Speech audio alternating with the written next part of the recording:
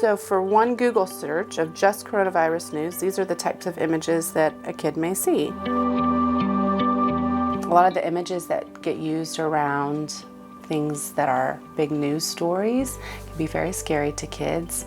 Even the image of the virus itself that's being used, or of a virus that's being used, maybe could be scary to kids because it kind of looks like a bug or like a monster, you know.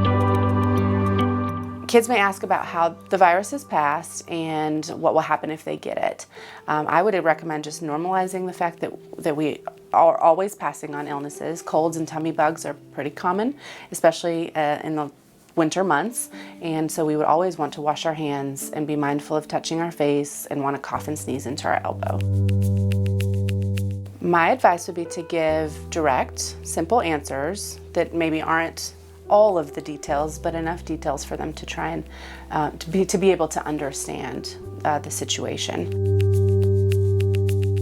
I would advise that parents first and foremost watch their own anxiety. So whether that's in your words, what you say to them, or your actions, what you're doing that they can see, or what you say when you think they're not listening.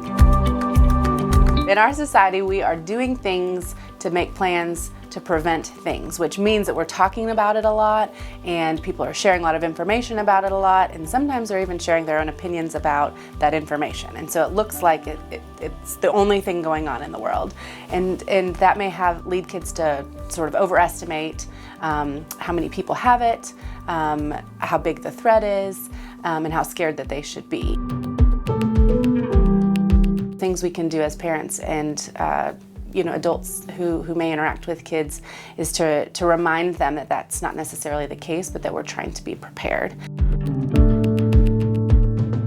For our older kids and our teenagers, they are old enough to start to understand larger concepts around what we're doing as a society to prepare.